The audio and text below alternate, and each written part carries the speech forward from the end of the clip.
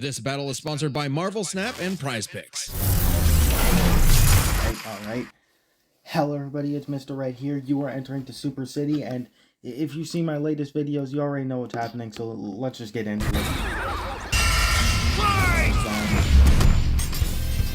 Bowser versus Dr. Eggman, The king of the Koopas and the baddest of badniks. And they're not alone. He's Wiz and I'm Boomstick. And it's our job to analyze their weapons, armor, and skills to find out who would win a death battle.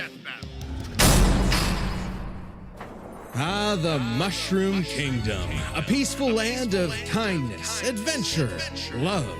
Ah, boring! Move aside, princess. It's time this place got way more awesome. Here comes King Koopa himself, better known as Bowser. The moment this orphan star child was found by Kamek, it was clear Bowser would command the disparate outcasts of the Mushroom world, the Koopa Clan. Sadly, not everyone's born a toad, and they treat these critters like monsters, fated to a life of... You know what, that's something I always never really got, is how the Koopa Clan became like this big, powerful thing. I mean, I know they have Bowser and whatever, but like Bowser himself isn't even really that tough, and like the Goombas, the Koopas, they just seem like useless, you know? I haven't seen them accomplish anything, you know? It's like if you had Alexander the Great leading an army of toddlers, you know? It doesn't matter how weak the other army is or how bad their leader is. I feel like they are gonna win, but whatever, I'm getting sidetracked. But at jump farming for one-up. Bowser wanted a different world, but Princess Peach Toadstool would never allow the evil king's day in the sun. Her light was so bright, Bowser became infatuated with her. So he turned all the toads into bricks and kidnapped her, putting their princess in another castle, and another, like 40 years of castles, only to be released if she agrees to marry him and his dad bod. Yet he was foiled time and time again by those pesky Mario Brothers. However, Bowser is nothing if not persistent. Look at him! Dude's built like a brick house strapped to a saw trap. That spiked shell takes a lot of punishment. Not even the weight of a castle can scratch it, especially when he rolls up like a prehistoric Beyblade. And the Koopa King doesn't just breathe fire and control lava, he commands nature itself. Spitting meteors from outer space, beckoning the earth with a snap, inhaling torrents of wind, straight up calling down lightning. What else has he got? Oh, just a little dabbling in dark magic. Hell yeah, Wizard Turtle. The original NES manual even describes him as a sorcerer king. Magic is how he turned the toads into bricks, only countered by the princess's heart magic. But that's not all the magic he's mastered. Telekinesis, creating perfect clones, reanimating his undead skeleton, and worst of all, ruining every game of Mario Party. Hey, no, I stole those coins fair and square. Bowser spent decades hoarding. Now here's the thing, now I look at all of this and my first immediate thought is, how much of this do you think they're actually going to be able to use in this battle? Because that's a lot of stuff. So I can almost guarantee most of it is going to be left out. So I'm excited to see what they use and what they don't use, you know? I feel like they're going to end up using Dry Bowser at least once, but I don't know. There's a lot of stuff both of these characters got, so I don't know how much they're going to be able to cram into this, you know? Excited to see. Treasures, coins, magic star rods, warships, clown cars, you name it. This is the same guy that created multiple flying castles fashioned after his own face. Yeah, he's definitely got an ego on him. He's talked about having a 4-digit IQ, but I've seen this moron put death traps in his own backyard. A man after my own heart. Despite his clumsiness, Bowser's charisma and leadership brought many to his side. Not enough to defeat Mario, but his army doesn't make it easy on the Red Plumber. They're the most wicked band of misfits this side of World 8-4, the Koopa Troop. An army spanning multiple territories across the Mushroom world and beyond. Goombas, Koopas, the Troopas, and the others make up the infantry. Some with wings, some in shoes, and some even in race cars. They're the red shirts, first in and first out. Piranha plants, bloopers, and lakitus use their surroundings to get the jump on unsuspecting prey, by land, sea, or sky. We'd be here forever jotting down the small fries, booze, Shy Guys, sentient bombs with feet, and more. It was imperative for Bowser to nurture a unit that covers their own vulnerabilities. For example, Kamek and King Boo both have magic, but Boo has battlefield control with illusions and destabilizing dimensions, while Kamek focuses on buffing allies, canceling enemy powers, summoning anything he desires. Or swapping my items to screw up my Mario Party League. Not again. Speaking of items, most of the minions can use pretty much any power-up Mario can. The Goombas make frequent use of Tanuki tails, and Bowser can really get into the cat roll play. But as the Koopa Troop grew and grew, it started to feel less like an army and more like a family unit. Oh, you mean like his kids, the Koopa League? They're adopted. What's the difference? Good point.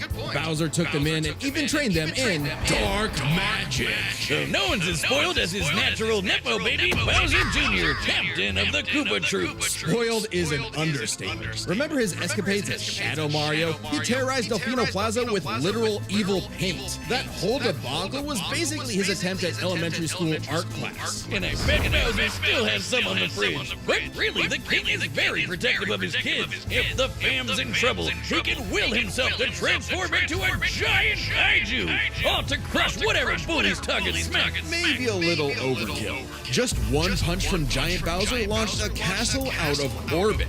Taking into account the flight path and the scale of their universe, Bowser's punch must have hit with a force of over 125 trillion tons of TNT. Considering how Yoshi punted poor Raphael the Raven so hard he exploded into a constellation of stars, this isn't even close to Bowser's full strength. So don't bully his kid, especially if he falls into some of Bowser Jr.'s set of black paint. That stuff's scary. Enough to unleash Bowser's Dark Fury, a form whose very steps cause widespread natural. Are they really gonna use Dark Fury? I wasn't too sure about that, because I mean, it is one of his forms, but I mean, that was relegated to a spin-off game on the Switch, so I wasn't entirely sure if they were gonna use that. But if they use that, that would actually be that would be sick, because that would be my that's honestly one of my favorite Bowser forms. I mean, if they do use that form, I mean, if they didn't use that form, I wouldn't really care too much, but if they do decide to use it, that would be sick, actually. Sorry if I'm ranting a lot. Unlike most people, I don't really care as much about this matchup, weirdly enough. So, I'm kind of padding runtime, if I'm being honest. Disaster. Okay, seriously, how does Mario ever beat this guy? He's like Godzilla, Doctor Strange, and John Cena all in one big turtle. We're not even to the best part. Bowser's dark magic became so potent he eventually learned how to warp the very fabric of reality. Anything the king imagines, he makes happen. He turned all of Yoshi's Island into a storybook. And remember those painted worlds in Mario 64? Yeah, he made those. And the staircase that goes on and on and on and on and on and on and on. Oh God, does anyone know how to BLJ? He also stole ultra-powerful items like the Wonder Flower, which can mold reality like Play-Doh, and the Dream Stone, which can be used to wish someone out of existence. But his most iconic thefts are those big shiny power stars. Don't judge a book by its cover. Infant power stars, aka Lumas, can become whole galaxies. They also ferry Mario across the universe in 3 seconds. That's 489 quadrillion times light speed. Obviously, the Big Daddy Grand Stars are even crazier. Bowser used one to power his space kingdom, but then guess who showed up to ruin everything? It's a him! And when the Grand Star was freed, it caused a chain reaction that destroyed the entire universe via a massive black hole. Thanks, Space God, that Rosalina showed up to save the day. Not that Bowser needed saving. He's been swallowed by another black hole and thrown into a star that went supernova. Imagine if this crazy OP fire turtle had to fight himself. Oh wait, he did, and he beat the hell out of him. With all this power, it's a wonder he still hasn't conquered the Mushroom Kingdom. Perhaps it's because his visions of grandeur were never really what he saw. Surrounding him is a crew of outcasts and miscreants like him, ride or dies that can't be swayed against him. Oh, are you saying he's secretly happy because he's got a big monster family now? Yes, but also when they actually work together, they legitimately conquered most of the known universe. So he's a baddie through and through, who will teleport through space and time to show you what's what. Because he's no ordinary Koopa. Make way for the king! This battle is All right, that was actually pretty good. That was a very good editing. I really like that. Honestly, yeah, I am getting a bit worried though, because I really want Eggman to win this. And from the looks of it, I don't think Eggman's gonna win this, which isn't great, because I really have to get this one right. I can't be wrong out of 3 out of 4 of the new Death Battle episodes, because if I'm wrong 3 out of 4 of the new Death Battle episodes, that really just doesn't set a good precedence for me, if I'm being honest. Alright. sponsored by Prize Picks. Prize Picks is the best place to get real money sports action.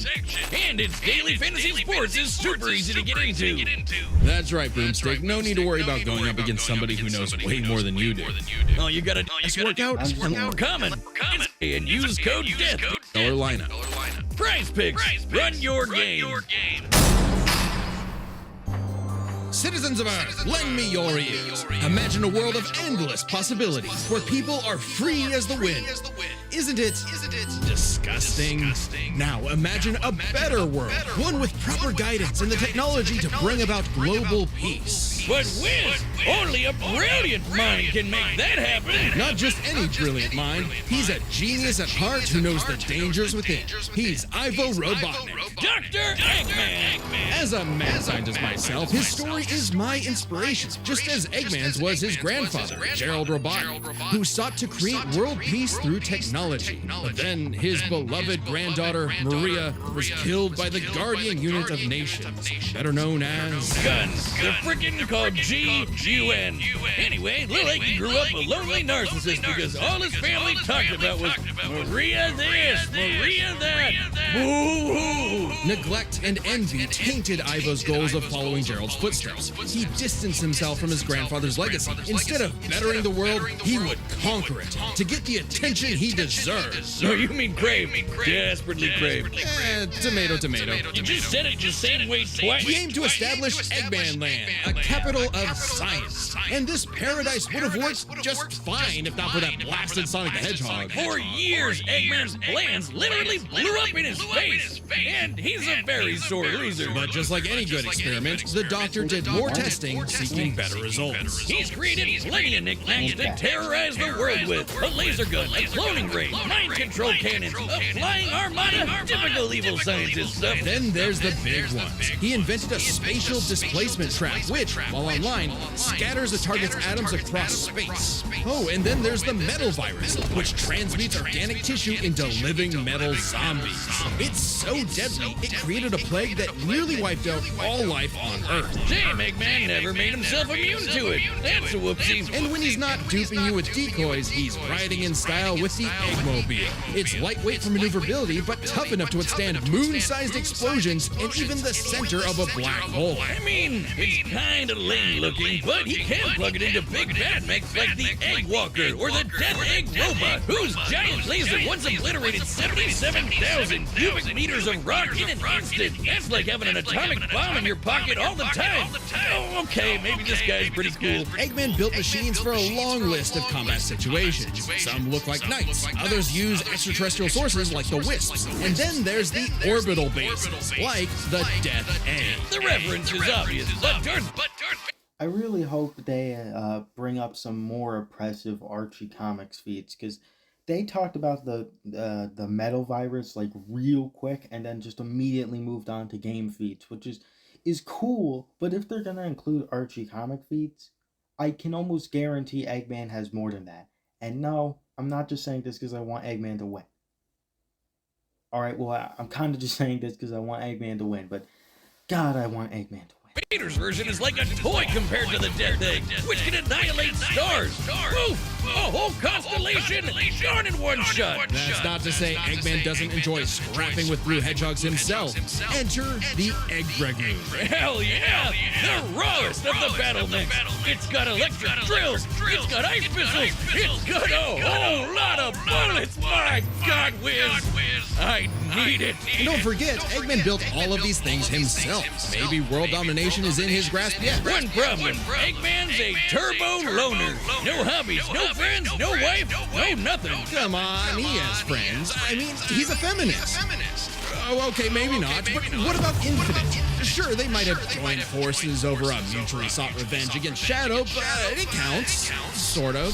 Who needs friends when you can build friends? Obviously, Eggman has a tough time collaborating with others, so he just built his own army instead. The Eggman Empire. The Badniks are mass-produced foot soldiers, bus bombers, crab meats, batter killers, egg robos, and don't forget those cute little moto bugs. The Badniks may seem simple, but they're led by an elite, multi-talented unit. The hard-boiled heavies, really leaning into the egg thing, huh? The army has a wide variety of troops, even your classic comedy duo with Orbot and Cubot. They're Eggman's assistants and immense disappointments. Every genius has their duds. Hey, at least they're not Scratch and Grounder. But that's why he's made top-notch bots modeled after the Sonic cast, like everyone's favorite robo-faker, Metal Sonic. Metal Sonic has the most horsepower in the Eggman Empire. He has the moves and speed of Sonic and then some. He's had his rebellious phases, but Eggman's reprogrammed Metal to better follow his commands. Additionally, when upgraded to his Neo form, Metal Sonic could copy biological data, including unique powers like Shadow's time stop technique, Chaos Control. He could even copy Silver's psychokinesis, and with enough chaos energy, he powers up into Super Neo Metal Sonic. Though everything would change with the appearance of the Phantom Ruby. One of many trump cards at Eggman's disposal, the Phantom Ruby alters reality by manipulating perception. Basically super OP illusions, but in Infinite's hands, it's a weapon of mass destruction. I don't know how illusions translate to body replicas, changing gravity, or making a fake sun, but go off, King! And when used on the planet's consciousness, which is a thing, the Ruby granted Eggman the Light Man form. Yep, apparently Super Eggman is canon, though it is pretty complicated to manifest. But the Phantom Ruby isn't the only souped-up gem Eggman has. He's used the Jeweled Scepter to make the world-shattering Egg Wizard. Then, on more than one occasion, he's effortlessly gathered the super rare, super powerful Chaos Emeralds. You know, the things that power Super Saiyan Hedgehog. Eggman built and built and built, and eventually he built something that started to build on him.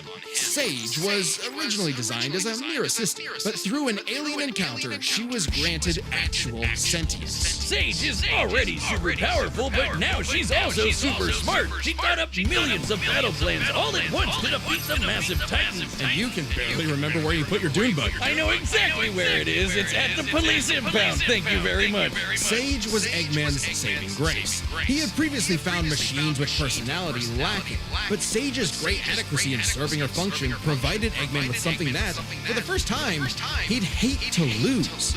In essence, a sort of daughter. So, like any good dad, he gave her the keys to his car, his spaceship, and his orbital death ray. Hell, now she controls the entire army. And this frankly unheard of trust from Eggman became crucial in defeating the End, a primordial entity so mighty even Supersonic struggled against it. Their battle can only be described as peak fiction, because charged by 7 Chaos Emeralds, Supersonic's no joke. The power of one emerald can shift continents. All 7 together can shift the universe. And kill some pretty terrifying bosses, like Eggman's Time Eater, which ripped apart space-time like... Okay, I'm seeing a lot of, like, them talk about stuff, but I'm not seeing a lot of numbers, generally, which usually is not a very good sign, or maybe it is. Maybe in this case, I'm still holding out hope. I mean, like, from what I've seen, Eggman is, like, universal with all his stuff, and, like, Bowser can change reality. It'll be fine. It'll be fine. We'll be fine. Like tissue paper. In short, Chaos Emeralds give thoughts power. With them, Eggman's best machines can run indefinitely while matching the greatest powers ever seen. Like when 3 supers battled Solaris, who tried to destroy time itself. Solaris extended his chaos across multiple timelines in about 20 seconds, or 73 quadrillion times light speed. It's funny though, while Eggman's smarts have sort of defeated Sonic here and there, he's pretty effective when he teams up with the Blue Blur to save the world. Well, recall how Professor Gerald was a good person before losing the granddaughter he loved. In Eggman's case, now that he has Sage, perhaps a similar story is playing out in reverse. Nah, Eggy will always have a harebrained scheme behind his cufflinks. So watch out, critters and plebeians of the world. He is the Eggman, and he's got the master plan. Whiz, you gotta help me! Alright, I'm gonna as much as I want to say Eggman, I'm gonna say Bowser. I just think, oh, God. I just think Bowser has more up his sleeve. First of all, he just seems a lot more powerful. You know, like I think Eggman's army is probably more powerful, but like Bowser as a character is more powerful than I think anything Eggman's army has. So I'm not sure they can keep up. Maybe Eggman's army can keep up, but I really doubt it. Like, my main trump card in this was just hoping that they were going to bring up some super OP Archie Comics feat. Like, there was going to be something where, like, he matched toe-to-toe with, like, the strongest version of Sonic, which would just definitely decimate Bowser. But no, he just really had, like, that metal virus and, like, the cube thing or whatever. Besides from that, he didn't have a whole lot. So, I mean, worst case scenario, Eggman wins and I'm wrong, but at least my favorite character came out winning, so there's something.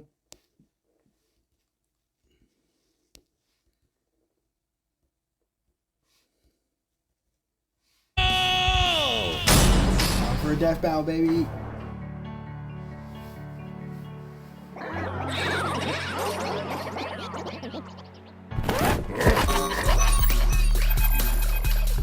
I've come to make an announcement. This territory is now the base for my upcoming Eggman Land 2. What a joke!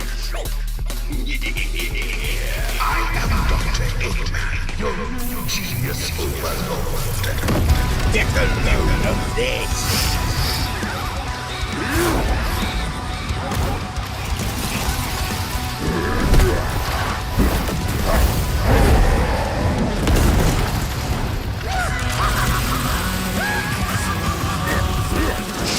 Shot, nerd!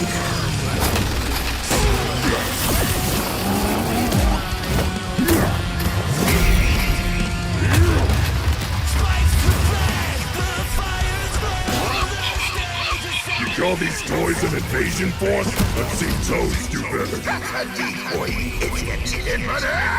This power is without peer. It is the ultimate strength.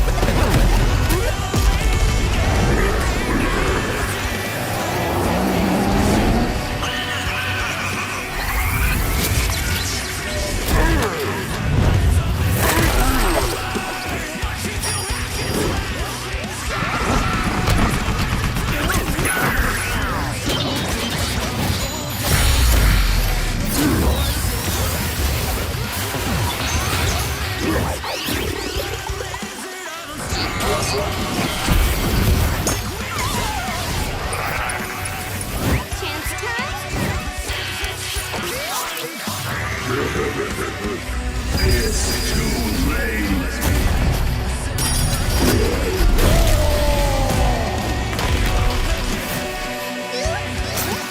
All according to plan. You've lost the battle before it has begun. Excellent work as always, Metal. Ready to wrap this up, Sage? As you planned. You know what they say, the more the merrier. Showtime!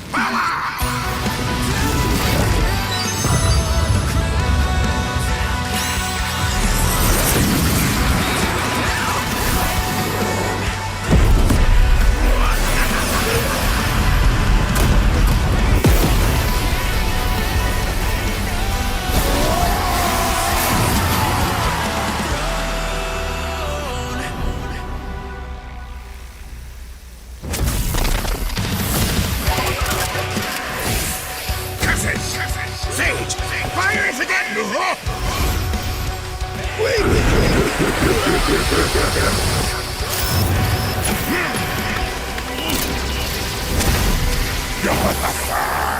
So long, Doctor!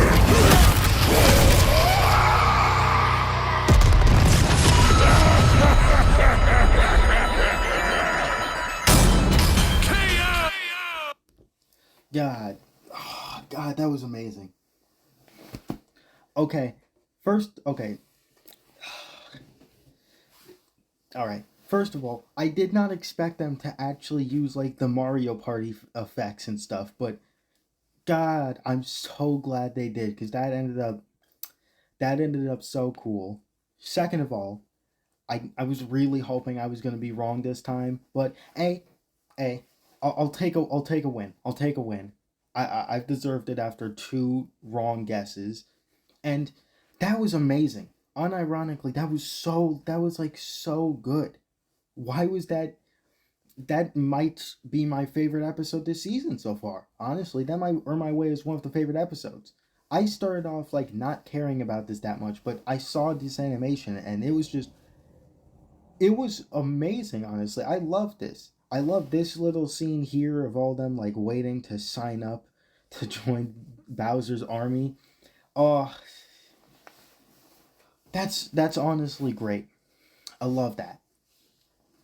I'm so This happy. war was not an easy one to win, which might seem surprising given how the Sonic series is not afraid to show how tough its cast is, while Mario's comes across as more cartoony. But as it turns out, Bowser had everything he needed to take Chrome Dome down. Strap in, this one's a lot, so we'll break it down into 5 categories. First up is physical stats. Bowser pretty handedly outmatched any of Eggman's usual mechs, like the Egg Dragoon or the Death Egg Robot. The Death Egg Robot could level cities. Bowser could punch a castle out of orbit. The Death Egg could destroy stars, but Yoshi could match that level of power, and Bowser's strength is certainly above the green dinosaurs. Plus, while both Bowser and Eggman's tech survived black holes, Bowser's was much larger. So, he may win stats, but this could change with their powers. With so many items and minions, that could make all that a moot point. Aside from power-up items, both could manipulate minds, create duplicates, and alter space-time. However, Bowser had a significant edge in having access to the majority of his abilities at all times. Yeah, Eggman can do some crazy stuff, but only across different mechs, fortresses, or space bases. Bowser's all natural. He's got all his best powers built in, and he ain't even a robot. Meaning he wins the war of attrition. He even had counters for battle enders like the Metal Virus and Spatial Displacement Trap. Context matters for those weapons, and both backfired in the past. But more importantly, Bowser could simply reverse the effects with his transmutation magic. Conversely, most of Eggman's They animated an alternate scenario snippet. That's the amount of work put into this episode is just amazing. Applaud the animator. robots could get turned into, say, a frog or a block with no reliable way back.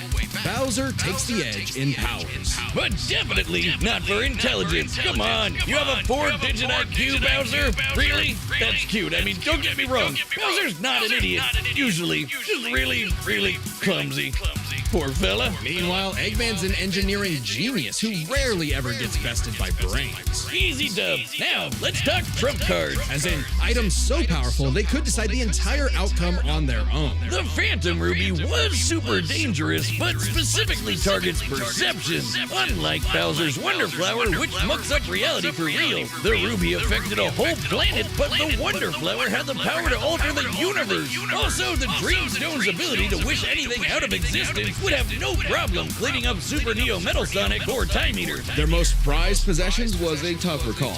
Together, the Chaos Emeralds can break the universe, but so can the Grand Stars. Arguably not as much given the Emeralds scaling to Solaris, though Power Stars and Grand Stars are far more plentiful. Clearly, this is getting fairly abstract, and both had multiple options that could win the day instantly, so the safest bet is to call this category a tie. Which means it's finally time to compare their armies. Eggman seems to deadlier at first glance. I mean, look at all those buzzsaws and rockets. Metal Sonic's speed and power alone could solo most of the Koopa Troop. But the Eggman Empire lacks something Bowser had in spades: teamwork and loyalty. Eggman is a notoriously terrible team player. His alliances are practically guaranteed to fall apart. Hell, in Sonic Generations, he could barely manage working with himself. Eggman's army is designed to be controlled by just him.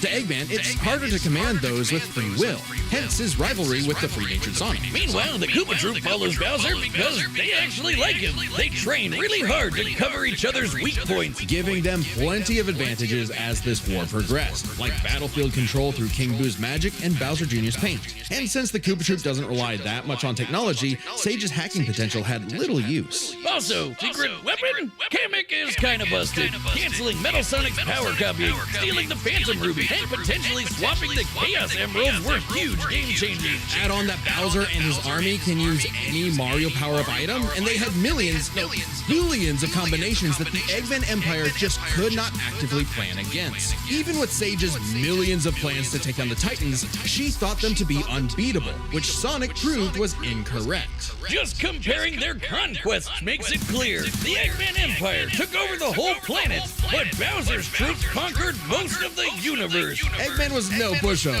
His wit, power output, and ridiculous. Alright, time for the next time. I know it's not quite over, but I like to get the next time out of the way, because they tend to play it pretty fast.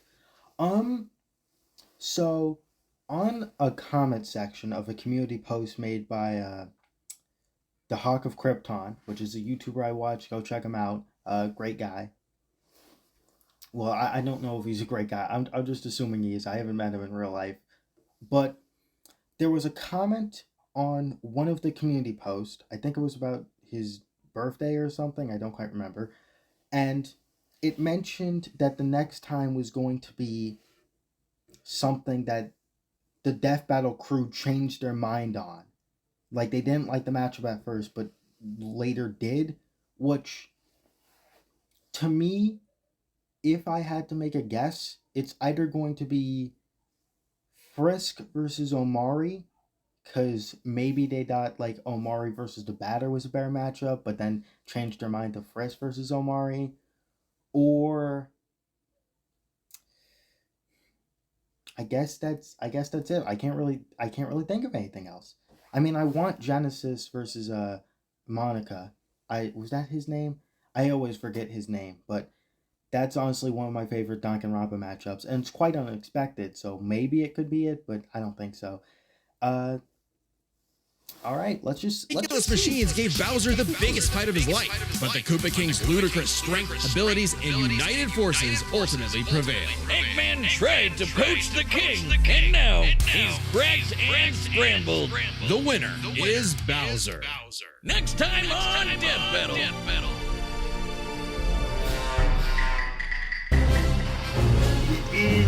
It's Subscribe and join as a member to see.